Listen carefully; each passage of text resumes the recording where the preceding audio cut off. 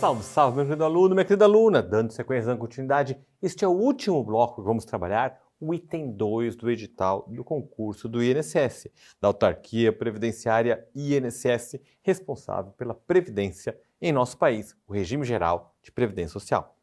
Estamos trabalhando com os colegas a interpretação das normas. Já sensibilizamos o colega da importância de se interpretar uma norma, uma lei, um artigo. E nós vimos no bloco anterior o que é interpretação autêntica, jurisprudencial e doutrinária. Interpretação autêntica é aquela que a própria lei já diz, deve-se entender, deve-se considerar tal termo, tal palavra como sendo assim ou assado. Interpretação jurisprudencial é quando o Supremo Tribunal Federal bate o martelo e fala é assim que tem que entender o que está escrito na lei. Interpretação doutrinária é aquela disposta ao entendimento previsto nos livros dos especialistas, dos experts, sobre determinados temas que desenvolvem um raciocínio neste ou naquela direção, ok? Pois bem, vamos agora falar da interpretação literal. O que é interpretação literal? É a interpretação que sempre é mais criticada, ok? Que é a menos. O leigo, quem não conhece o direito, geralmente vai para a interpretação literal, que está escrito lá, mas a interpretação literal ela é errada, muitas e muitas vezes. Por quê? Nós temos que olhar não só o artigo de forma isolada, onde ele está esse artigo, em qual lei que ele está, quando que ele foi publicado, antes ou depois de uma outra lei. Temos que saber, né, aquelas palavras, como que fica a interpretação de cada uma delas. Então, a interpretação literal é sempre a última hipótese que nós temos que pensar, a última, ok? E nós vamos ter um exemplo, colegas. Interpretação literal. Nós temos, ok, meus amigos, o artigo chamado LOAS, Lei Orgânica da Assistência Social, que é a Lei 8.742 de 93, Lei Orgânica da Assistência Social, LOAS. Essa lei, LOAS, ela tem um artigo 20, parágrafo 3º, que dizia, foi modificado, em razão da polêmica que eu vou mostrar para os colegas agora, foi modificado. Mas dizia nessa lei que para ter direito a um benefício de prestação continuada no valor certo de um salário mínimo, o idoso ou a pessoa com deficiência tinha que integrar uma família cuja renda mensal por cabeça fosse inferior a um quarto salário mínimo. Tinha que ser inferior. O que isso quer dizer? Se fosse um pai que ganhasse um salário mínimo e tivesse a esposa e 2 filhos, ok? Então a esposa e 2 filhos, ou seja, 4 pessoas. 4 pessoas na família. Então o pai, a esposa e 2 filhos. Só o pai trabalha e ganha um salário mínimo. Tem a esposa e 2 filhos. Vamos supor que a esposa fosse deficiente. Deficiente visual, deficiente auditiva, né? Alguma deficiência, enfim, seja uma pessoa com deficiência. Não teria direito ao benefício de um salário mínimo. Por quê? A renda de um salário mínimo dividido por 4 não é inferior a um quarto salário mínimo, é igual a um quarto. Então, pela interpretação literal, por causa de um centavo, um singelo centavo, nesse exemplo, a esposa deficiente não poderia receber um salário mínimo mensal do governo a título desse benefício assistencial. Não poderia. Isso foi alvo. O INSS, lembrando, o INSS segue a literalidade. O INSS segue, precisa da legalidade. Então, o INSS, enquanto não houver um entendimento da jurisprudência dizendo o contrário, ou uma lei explicando de forma contrária, tem que seguir cegamente o que está ali. Então, o INSS indeferia. Então, quando nós tínhamos a situação de um pai de família ganhando um salário mínimo, a esposa deficiente, com 2 filhos, é um salário mínimo para 4 pessoas. Então, a renda mensal era igual a um quarto salário mínimo por cabeça. Então, o valor da renda total, dividida pelo número de integrantes, dava exatamente um quarto. Era indeferido. Aí ia por Poder Judiciário, que dizia, não, vamos interpretar isso corretamente, não é um centavo para fazer diferença. E concedia. Então, nós vamos ter aqui que hoje, por conta disso, ok, por causa dessa interpretação literal que é péssima, a lei foi alterada. Então, desde 2021, a renda mensal per capita da família tem que ser igual ou inferior.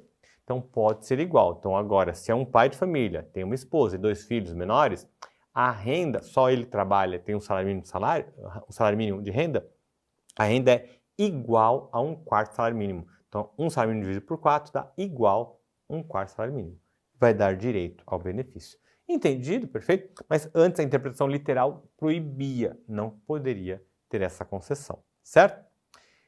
Interpretação sistemática. Então vimos a literal, vamos para a sistemática. O que é a sistemática? A sistemática nós vamos olhar os artigos, onde estão, qual é a lei que está. Vamos fazer uma análise da lei para entender.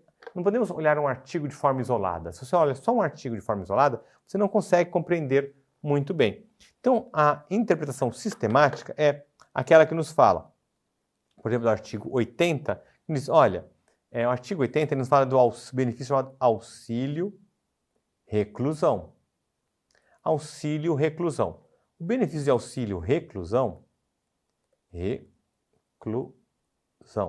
o benefício de auxílio-reclusão só tem um único artigo na Lei de 2013, só um único artigo.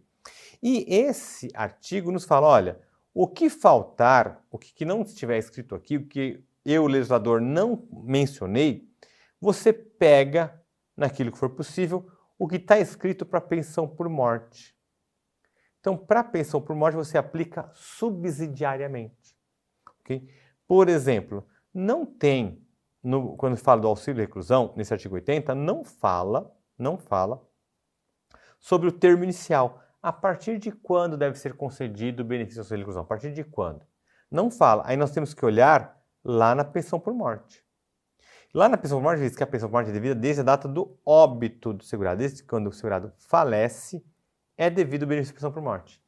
Só que no auxílio-reclusão, a pessoa não morre. No auxílio-reclusão, o segurado ele é preso.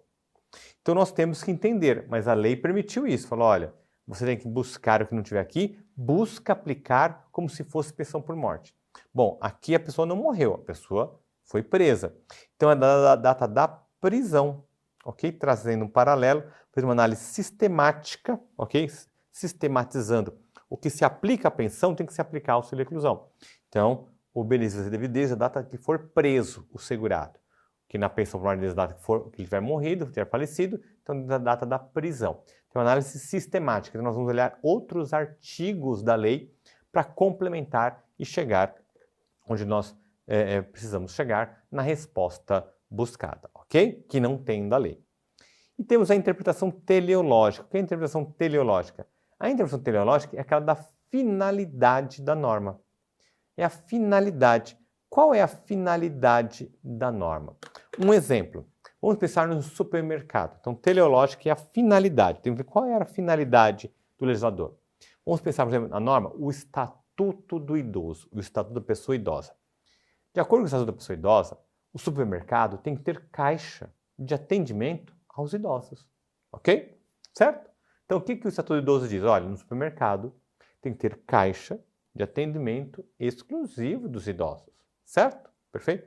Pois bem, eu chego no supermercado, e o supermercado está, durante o dia, cheio de idosos. E tem 20 caixas, e tem um caixa para idoso, exclusivo para idoso. Só que o mercado está cheio de idosos. Então, é uma fila enorme para idosos. Ok?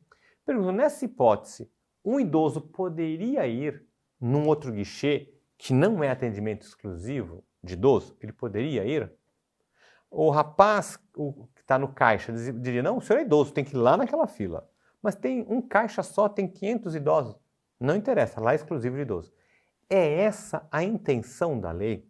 É prejudicar o idoso? É claro que não. A intenção, a finalidade do Estatuto do Idoso ao determinar que os mercados tenham caixa exclusivo para idoso é ter mais uma opção só para idoso, não excluindo a possibilidade do idoso, como qualquer outra pessoa, utilizar outro caixa que seja livre. Não é impedi-lo, não é proibi-lo, é trazer uma opção e não restringir a sua opção. Entendido, meu perfeito? Então essa é a forma de se interpretar, a interpretação teleológica. Você olha o que diz a norma, ok? Fala, não, a norma diz no sentido de proteção e não de restrição, ok? Outra hipótese é do artigo 101 da Lei de 1913. Para o colega entender, o que fala no artigo 101? Que a pessoa que está aposentada por invalidez, ela não pode, aposentada por invalidez, ok? Ela tem que submeter de 2 em 2 anos a uma nova perícia junto ao INSS, para o INSS verificar se ele continua inválido, ok? De 2 em 2 anos. Então, a aposentadoria por invalidez, que desde a reforma da Previdência, anote aí, tem um novo nome, é a aposentadoria por incapacidade permanente, mas vamos ver isso futuramente, ok? Então, a aposentadoria por invalidez, a cada 2 anos, o INSS tem que chamar esse aposentado para que o médico possa ver se ele continua inválido, ok? Pois bem, aqui nessa hipótese, que ele vai deixar de ser obrigado quando completar 60 anos de idade. O aposentado por invalidez que completa 60 anos de idade, a lei diz no artigo 101, ele não está mais obrigado a comparecer, não está mais obrigado. Mas não estar mais obrigado não significa estar proibido, porque a intenção da norma aqui é proteger ele, que ele não tem mais caindo lá. Só que o aposentado por invalidez tem um artigo da lei, que é o artigo 45, diz que o aposentado por invalidez, se ficar com a situação agravada, ele tem de receber um acréscimo no benefício de 25%, sempre que ele precisar de um cuidador. Então você fala, poxa, ele estava inválido, mas ele conseguia ir no mercado, cozinhar, se alimentar, só que agora agravou a situação dele. Ele está prostrado numa cama, ele precisa de um cuidador o tempo inteiro, 24 horas. Nesse caso, ele tem direito a um acréscimo no valor do benefício de 25%, ok? Só que para ele ter esse acréscimo, ele tem que passar por uma perícia. Se ele já tivesse 60 anos de idade, o segurado, o servidor do INSS fala, não, o senhor já tem 60, o senhor não pode mais passar pela perícia. O INSS não pode obrigar que ele submeta a perícia, mas ele pode requerer uma perícia para ter, por exemplo, direito a crescer, a melhorar seu benefício. Essa é a análise do fim da norma. Então a norma não quer proibir que ele não possa mais fazer perícia, não. Quer trazer o conforto de que ele não seja mais obrigado a ir no INSS fazer perícia de 2 em 2 anos. Mas nada impede dele se verificar, como nesse caso, uma situação que vai melhorar o valor do seu benefício, dele requerer uma perícia médica. Ok? Entendido? Outra forma de interpretação é a interpretação restritiva. O que é a interpretação restritiva? É sempre quando a lei falou um pouquinho mais. Fala, poxa, a lei está falando mais do que o necessário. É menos, ok? Nós vamos ter exemplo, por exemplo, aqui quando nós falamos da regra da noventena. Nós vamos estudar essa regra quando falarmos das contribuições previdenciárias. Mas quando a entenda rapidamente, o que nós temos? Toda vez que nós temos uma contribuição previdenciária nova, vai prejudicar o contribuinte, ok? Vai prejudicar. E por essa razão, determina a Constituição que toda vez que haja uma regra nova, tem que esperar 90 dias para se exigir a regra nova, ok? 90 dias. Só que a Constituição diz isso da seguinte maneira: quando tiver uma contribuição previdenciária, uma contribuição social nova, ela só vai poder ser exigida 90 dias depois que houver sido instituída, ok? Então, depois que houver sido instituída essa nova contribuição, que vai poder ser cobrada ou modificada. Então, se já tem uma contribuição, ela for modificada. Então, vamos pensar uma contribuição que seja, por exemplo, das empresas de 20%, ok? Então, vem uma lei e muda de 20% para 30%. Esse novo valor, 30%, só depois de 90 dias. Antes de 90 dias, não pode cobrar esse valor. Não pode, ok? Porque foi modificado o tributo, então só depois de 90 dias. Entendido? Até aqui, ok. Acontece, e se for uma situação diferente? O tributo é de 20% por mês que a empresa tem que pagar. Vamos supor que vem uma lei nova e muda para 10%. Muda para 10%. Pergunto, nessa hipótese, o contribuinte também tem que esperar 90 dias? Porque na hipótese anterior, o contribuinte fala, olha, aumentaram a contribuição, ainda bem eu vou ter o fôlego de 3 meses, 90 dias para me preparar para pagar o novo tributo. Só que agora, a lei nova reduziu pela metade. Era 20, passou a ser 10. Ele tem que esperar 90 dias? O contribuinte, poxa, não, eu quero já pagar 10 já. Como é que fica? Essa norma aqui, quando a Constituição fala a lei tenha sido modificada, falou mais do que queria. Que, na verdade, a ideia aqui é proteger o contribuinte. Então, só é a modificação gravosa.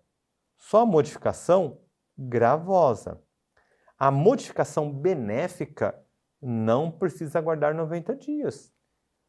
Modificação benéfica, o contribuinte fala, não, eu quero pagar, se puder até retroagir, eu até quero, né? Então, sim, o que for benéfico para o contribuinte pode valer já. Agora, o que é maléfico, espera 90 dias pelo menos. 90 dias pelo menos, calma aí. Entendido? Perfeito? Então, aqui, quando a Constituição fala uma lei que seja de contribuição previdenciária seja modificada, esse modificado nós temos que interpretar de forma restritiva. Só modificação gravosa, que traga, que onere o bolso do contribuinte. Uma modificação benéfica que venha aliviar o bolso do contribuinte não precisa aguardar 90 dias. Ok? Entendido? Perfeito? Pois bem, temos aqui a interpretação ampliativa. Outra interpretação é ampliativa. O que é ampliativa? Agora, a lei falou menos. A lei falou menos. O legislador esqueceu de alguma coisa. É óbvio que ele esqueceu de alguma coisa aqui. Ele falou menos do que deveria. Ok? Então, exemplo. Nós temos o artigo 124 da Lei 8.213, que fala, olha, não pode receber benefício previdenciário este com este. Traz as hipóteses, não pode acumular um benefício com outro. E diz as hipóteses que pode, fala, olha, nesse caso você pode receber esse benefício com este, não tem problema. Está lá no artigo 124. E o artigo 124, ele nos fala, olha, quem recebe seguro-desemprego, não pode receber junto o seguro-desemprego e benefício previdenciário. Não pode. Seguro-desemprego e benefício previdenciário não pode. Salvo, também diz, se for pensão por morte. Então, pensão por morte pode. Porque pensão por morte, quem recebe pensão por morte é o dependente, não é o segurado. Então, pode um dependente, por exemplo, uma esposa, que seja pensionista, o marido faleceu, ela trabalha e vem ser demitida, ela pode receber o seguro-desemprego e continuar recebendo a pensão por morte. Só que aqui o legislador esqueceu do auxílio-reclusão, que é a mesma coisa que a pensão por morte. A pensão por morte e auxílio-reclusão é a mesma coisa, é benefício para o dependente. A única diferença é que pensão por morte, o segurado vem a morrer. E no auxílio-reclusão, o segurado é preso. Então a ideia é a mesma. Então aí vem o Decreto Federal 3.048 e interpreta a lei, dizendo, olha, pode receber o seguro-desemprego tanto com pensão por morte como com auxílio-reclusão. Então fez a interpretação ampliativa. Falou, aqui o legislador claramente esqueceu do auxílio-reclusão. Porque se aplica a pensão, tem que se aplicar também ao auxílio-reclusão. Não faz sentido poder num caso e não poder no outro. Ok? Então, interpretação ampliativa. Então, o Decreto 3.048 fez a interpretação ampliativa da lei. Certo? Perfeito? Temos que lembrar uma outra interpretação, que é a interpretação que nós temos, que uma lei especial não revoga a lei geral. O que isso quer dizer? Nós temos, isso cai em concurso público, artigo 85A da Lei 8.212. Já caiu diversas vezes na prova, então atenção. Que os tratados e convenções e acordos internacionais com o Estado estrangeiro, que o Brasil seja parte, serão, em matéria previdenciária, serão interpretados como lei especial. Veja comigo, entenda. Nós temos uma lei, que é a Lei 8.213, de 91, que diz os requisitos para ter direito à aposentadoria, certo? Então, se eu quero me aposentar, eu vou ler a lei. A lei vai dizer, olha, para se aposentar tem que ter 65 anos de idade e 35 anos de contribuição, certo? Está escrito isso lá, ok? Aí o que acontece? Tem um vizinho meu que é italiano. E ele fala, poxa, eu sou italiano e tem um tratado Brasil e Itália. E ele diz, olha, eu tenho uma parte que eu trabalhei na Itália, uma parte que eu trabalhei no Brasil, e pelo tratado Brasil-Itália, eu posso me aposentar com 35 anos e 63 anos de idade, por exemplo. Menos idade. Certo?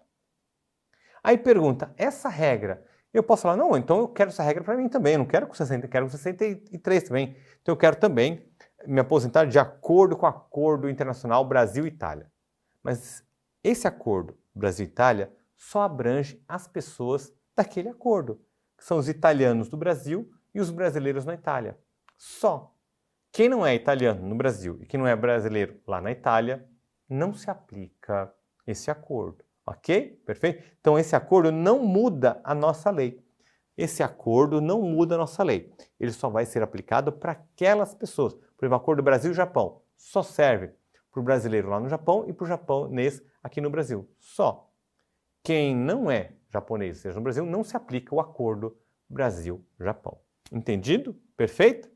Então isso quer dizer que serão interpretados como uma lei especial, como uma lei diferenciada, que não mexe na nossa lei. Certo? Pois bem, interpretação in dubio pro misero. O que é interpretação in dubio pro misero? Significa que, artigo 5º da Lei de Introdução ao Direito nos fala que o juiz, ao aplicar uma lei, ele vai atender aos fins sociais a que ela se destina. Então sempre temos que pensar na interpretar a lei de forma que ela traga proteção às pessoas.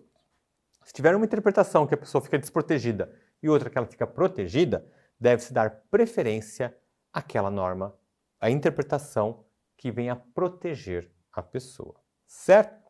Pois bem, com isso nós fechamos interpretação. Temos que falar com os colegas sobre integração. Vou falar integração da norma agora. Então já vimos interpretação. O que é interpretação? Tem a lei, temos que saber entender a lei. Agora vamos falar de integração. O que é integração? Quando nós temos integração, temos uma omissão. O que é omissão? A lei não falou. A lei não falou. Você pode ler a lei todinha, procurar na lei, você não vai encontrar. Fala, poxa, mas como que fica esse caso? A lei não tratou. A lei não falou. Quando a lei não fala sobre uma coisa, você tem que resolver. Fala, mas está aqui, a lei não falou, e aí, como é que fica? Vamos integrar a norma, vamos integrar, integração, vamos integrar a norma. Vamos tentar resolver isso criando um jeito, uma maneira, ok? Então nos fala a Lei de Introdução ao Direito. Artigo 3º. Ninguém se escusa de cumprir a lei. Ninguém pode se excusar de cumprir a lei alegando que não conhece. Então, primeiro aspecto. Ninguém pode falar, olha, eu não cumpri a lei porque eu não conhecia essa lei. Não interessa. Todos nós temos que conhecer a lei. Todos nós, ok? Todos nós temos que conhecer a lei. Ninguém pode dizer, mas eu não conhecia. Não interessa. Você vai responder se descumpriu a lei. E o artigo 4º fala, quando a lei for omissa, que é o caso de integração, que temos que ver. Quando a lei for omissa, o juiz vai decidir de acordo com a analogia. Então, o primeiro aspecto chama-se analogia. O que é analogia? Se a lei não fala nada, nós vamos buscar uma outra lei semelhante e ver se essa outra lei semelhante diz. Então, vamos procurar o que diz uma outra lei, uma lei semelhante. E no caso do direito previdenciário, além da analogia, que é procurar uma outra lei semelhante, também princípios gerais do direito. O que são princípios gerais do direito? Princípios gerais do direito são, olha, o que é um princípio geral do direito? Por exemplo, quando se alguém mata outro alguém, é justo que esse que matou receba herança? Não.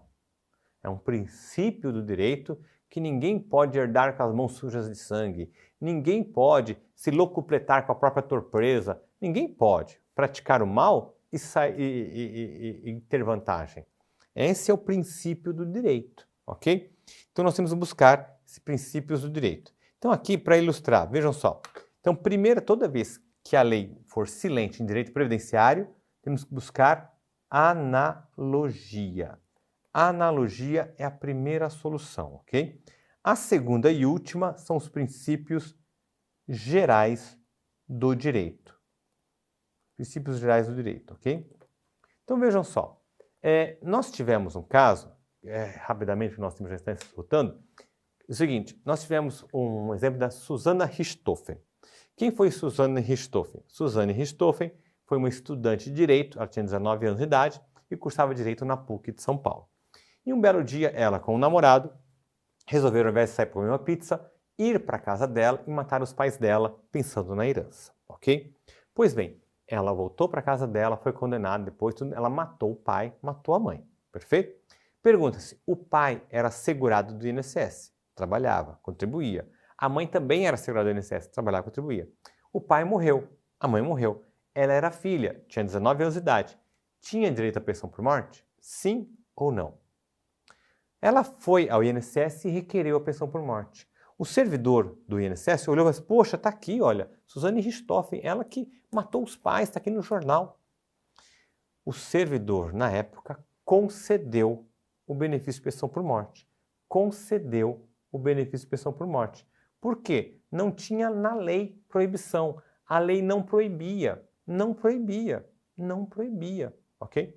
Então o servidor falou, eu vou conceder porque a lei não proíbe. Aí o que aconteceu? Fez um requerimento para a Procuradoria Federal interpretar. Tem uma omissão. Como é que fica essa omissão? Aí a Procuradoria falou, olha, calma aí, segura essa concessão. Por quê? Se não tem lei, porque de fato a Lei 8.213 não fala nada, vamos procurar por analogia uma outra lei parecida. Qual uma outra lei parecida? Existe a Lei dos Servidores Públicos Federais. A Lei dos Servidores Públicos Federais diz, então, para servidor público federal, não é para o segurado do INSS, mas é parecida. A Lei do Servidor Público Federal fala de pensão por morte, no artigo 220. E diz no artigo 220, para servidor público federal, que o regime próprio federal não dá direito à pensão por morte para aquele que foi condenado pela prática de crime doloso contra o servidor público. Então, utilizando por analogia, qual é a analogia? Olha, temos uma outra lei parecida que fala de pensão por morte para servidor público, que podemos aplicar aqui onde o legislador não disse nada. Então, por analogia, indeferir. E não bastasse a analogia, também tem os princípios gerais do direito, de que ninguém pode receber em razão da própria torpeza, ninguém pode receber por ter praticado o crime. Não faz isso, revoga os princípios do direito, ok? Que é o bom, o justo, o correto, certo? Mais para frente eu vou mencionar que em razão, depois desse caso de Suzane Richthofen, ficou emblemático, nós tivemos uma alteração da lei em 2015. Desde 2015 está proibido conceder, a lei prevê, não tem mais a omissão, para quem cometeu crime doloso contra o segurado, ok? Que vamos ver, vamos falar de pensão por morte.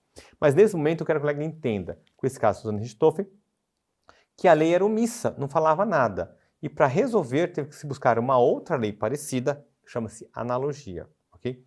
E se não se encontrasse essa outra lei parecida, os princípios gerais do direito é a forma de resolver as lacunas do direito, ok? Perfeito? Agora chegou a nossa hora de gabaritar, meus amigos. Hora do colega verificar o item 2 do edital, como cai em provas em concurso, perfeito? A sua desenvoltura como colega se sai. Então agora, atenção total. Peça para os parentes, quem está próximo a você. Gente, silêncio, agora tem que me concentrar, ok? É meu futuro. Aqui é para eu gabaritar nesse laboratório para fazer bonito lá no dia da prova, ok? Então, hora de gabaritar a aplicação das normas previdenciárias. Temos aqui o concurso do INSS 2012, que indagou o candidato. Em relação às fontes do direito previdenciário, qual é a alternativa correta? Letra A, B, C, D ou E? Quero saber dos colegas. Dê uma pausa no vídeo, faça a leitura e assinale a alternativa correta. Letra A, memorando é fonte primária. Letra B, orientação normativa é fonte primária. Letra C, instrução normativa é fonte secundária. Letra D, lei delegada é fonte secundária. Medida provisória é fonte secundária. Qual é a resposta correta? Dou-lhe uma, dou-lhe duas, dou-lhe três. Nós vimos que fonte primária é lei delegada, medida provisória. Fonte secundária é orientação normativa, é memorando. Então aqui a alternativa correta é a letra C. Parabéns a você, meu amigo, que acertou, ok? Parabéns a você que acertou. Letra C é a resposta correta, ok? Próxima. A interpretação da legislação previdenciária deve observar. Então, para interpretar a legislação previdenciária, o que se deve observar? O costume, quando for mais favorável ao segurado. A jurisprudência do Juizado Especial Federal. A analogia, quando for mais favorável ao segurado. Os princípios gerais do direito na omissão legislativa. O princípio indubio pro societate em qualquer situação. Qual seria a resposta correta? Dou-lhe uma, dou-lhe duas, dou-lhe três. Veja o sorriso estampado no seu rosto. Exatamente. Os princípios gerais do direito, ok? Princípios gerais do direito na omissão legislativa. Quando houver omissão, princípios gerais do direito têm que ser aplicados.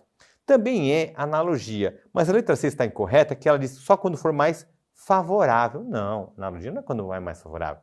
Analogia é aplicar uma outra lei, o mesmo que é aplicado em outra lei, aplicar para esta, nesse caso de omissão. Então a letra D é a alternativa correta, ok? Próxima.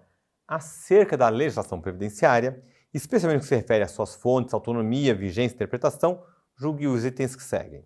1. Certo ou errado? Ao se utilizar do método de interpretação teleológico, o intérprete busca compatibilizar o texto legal a ser interpretado com as demais normas que compõem o ordenamento jurídico, visualizando a lei, o objeto, visualizando a lei, objeto de interpretação como parte de um todo. Certa ou errada? Dou-lhe uma, dou-lhe duas, dou-lhe três. O que o colega marcou? Aqui está errado, ok? Porque teleologia é a finalidade. O que foi dito pelo examinador é a interpretação sistemática. A interpretação sistemática temos que compatibilizar com outros artigos, outros capítulos. A teleológica é a finalidade da norma. Tem que ver qual é a finalidade da norma, ok? Próximo. A vigência da lei de natureza previdenciária segue a regulamentação da lei de introdução às normas do direito, de modo que, salvo disposição contrária, entre em vigor 45 dias depois de oficialmente publicada. Certa ou errada? Dou-lhe uma, dou-lhe duas, dou-lhe três. Certa ou errada? Bem? Então aqui nós temos que está certa, ok? 40, de acordo com a introdução, 45 dias depois. Perfeito? Está correta, está certo. Nós vimos que o prazo de vacatio legis, 45 dias se houver omissão, ok? Não confundir, e aqui temos uma outra questão, que diz a legislação previdenciária, então é outra questão, certo ou errado.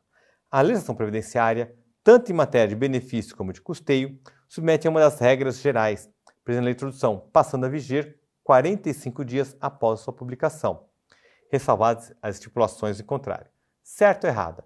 Ah, professor, deve ser o mesmo que a anterior. Cuidado. Aqui nós vamos ter benefícios e custeio. Meus amigos, a parte de contribuições previdenciárias, eu disse aos colegas que o prazo mínimo é de 90 dias e não de 45. Então aqui está errado, porque no caso das contribuições de custeio, tem uma norma específica que estabelece o prazo da 90ª, 90 dias. Então, entre a publicação da lei e a sua exigência, tem que aguardar pelo menos 90 dias no caso das contribuições previdenciárias, que é o custeio das contribuições, ok? Última. As fontes formais do direito previdenciário incluem-se, então, as fontes formais, a Lei 8.212 e 8.213. Nesse caso está correto, está certo. A Lei 8.212 e 8.213 incluem entre as fontes formais do direito, sim, é onde nós socorremos para saber quais são os benefícios e quais são as contribuições previdenciárias. Mais uma, o direito previdenciário é classificado como ramo do direito privado, tendo reconhecida pela doutrina majoritária a autonomia didática em relação a outros ramos do direito. Certo ou errado? Está errado. O direito previdenciário é ramo do direito público e não privado. Ramo do direito público e não do direito privado, ok? Com isso, nós fechamos este bloco. Passamos um pouquinho do horário. Desculpe ter acelerado um pouco mais esse final. Meus amigos, meu nome é Hermes Arraes Alencar. Aguardo a sua mensagem lá no meu Instagram, @HermesArraesAlencar, ou na minha fanpage, lá no Facebook, @Professor Hermes Arraes. Mande uma mensagem, diga para mim, quero saber como se saiu na resolução dessas questões. Perfeito? Espero que tenha saído bem.